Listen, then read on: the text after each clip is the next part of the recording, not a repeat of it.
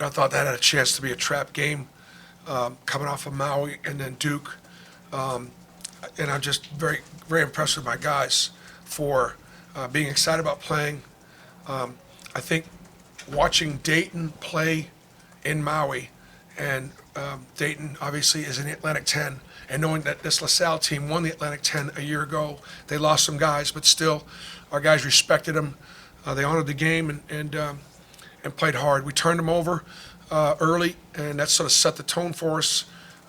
We didn't turn Duke over. We kind of let Duke run their offense, and that was one thing that we look back at. And it's hard to do, easier said than done. But Richmond takes good care of the basketball. They averaged 9 turnovers a game, and we had about that many at halftime. So, and then on the offensive end, they were all about taking Janai away and double teaming the post, and Janai just give me the ball so I can throw it to a teammate. Just give me the ball so I can throw it to a teammate. And that was really, really pretty basketball. And once again, the Auburn family, it just never ceases to amaze me. You go to Duke, and we have more fans there than any visiting team probably at Cameron Indoor Stadium, and maybe the history of that building. That's the way the Auburn family turned out. And got on StubHub and got every ticket they possibly could get. Duke even had to send out an email to their season ticket holders reminding them not to sell their tickets. That used to be here. When we played Kentucky, there was more blue in the house than there was Auburn fans. That's not the case now, and I just want the fans to know I'm grateful. And then tonight was a big-time sellout tonight. And I think we had some people that had to see us play before, so crowd was great, and our kids entertained them pretty good. And Adam, Mike, and then Fern. Bruce, just getting Ja'Kai back on the floor and kind of getting him some heavy minutes, just how valuable was that for him, and what did you see from him today? Well, a couple things about that. First of all, Ja'Kai didn't make the trip to Houston, and then missed a couple games, but then he was on our bench. Problem is, he was on our bench when we're going to Maui, and then come back going to Duke, and there was just no opportunity to get him rotations in practice. My job as a coach is to put the kids out in positions to be successful. And to Ja'Kai's credit and his family's credit, they understood that. And so we worked really hard this week now coming back from Duke at getting him his repetitions. Chad Baker-Mazar plays 18 minutes almost by choice, recognizing that we got to get Ja'Kai out there. He needs the reps, and Chad Baker just incredibly unselfish. But there's an example of a guy that can help us get better. He's going to make some mistakes. He made some tonight, but he's going to make a lot happen too. And so I was pleased with having him on the floor and some things that he did. And Mike, and then Fern. Coach, working Janai in, you continue to balance a lot of minutes. You had 6 players with 20 minutes or more tonight, I think even more than that.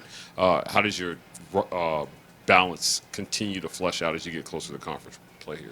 Well, I mean, again, Janai the same way. He only played 23 minutes and only scored 11 points, and he didn't care. Tonight was just I thought he had more than 5 rebounds, but he's just happy with the win and ready to get to Ohio State. And I think when you have that attitude, it's infectious on the team. The guys continue to make the extra pass. We had 33 baskets. 23 of those baskets were assisted on, so that's a good sign. Ferg, and then Peter. Bruce, you had 3 guys have 3 3-pointers in the first half. Just the inside-out game with everybody, concentrating on Janai. Just how much more valuable is it when you have more than just 1 or 2 weapons that can hit like that? It makes whatever offense you're running makes it much better when you got to guard us on the perimeter. And obviously, Richmond picked their poison. Double team inside, the perimeter's open, and fortunately our guys are obviously made shots. And right now, Miles is shooting a great percentage, Chad Baker's shooting a great percentage, Tahad's shooting a great percentage. Denver is not shooting a great percentage, but he will. I mean, every time he's open, I want him to shoot it. And so, and having a couple of our bigs like Janai and Chaney be able to shoot the basketball as well, I think is really makes us better.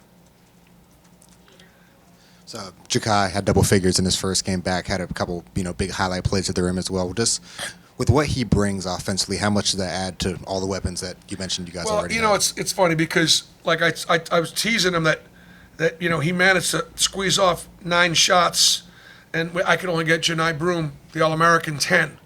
And that's sort of like Ja'Kai finds the ball and he finds a way to score the ball. But the biggest thing for him is continue to be productive, continue to defend, and continue to learn.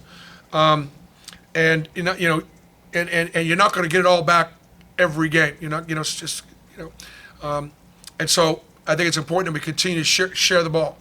Like, Chaney Johnson only gets 4 shots. Dylan got 8 shots. Probably could have converted a little bit better, but we just got to share it.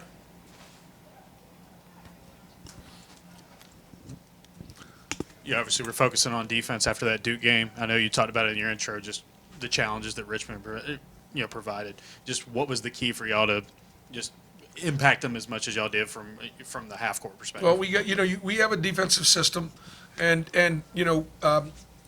the 5-out offense, the Princeton offense. Coach Mooney spent time at Princeton, and nobody runs a 5-out better. So we do know how to guard it. It's you know what? Sometimes, guys, it's about matchups. There are certain things that we defend really well, and that's one of the things that we defend really well. Ohio State will bring a completely different offensive system in, and we'll take our defensive system and match it up.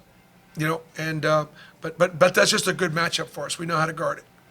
Joe Davis with the final question. Coach, you've coached a lot of impressive freshmen before. Where does Tahad rank on that? And, where's he been consistently for you just being a factor in this offense? Well, I mean, he's consistently made shots. He's consistently, the better the opponent, the better he plays. He wants to be coached, and we're on him pretty good. He's very accountable himself, but he wants to be taught. And our guys have done a great job, even though we've got seniors with those 2 freshmen. Our guys have really brought them along. This team likes each other, and like Tahad, I got asked a question the other day about when is he going to start, and I said that's really not even hadn't even really thought about that, because that group that's starting right now is starting really well, and Tahad doesn't care about that. But I tell you one, he does want to be there at the end.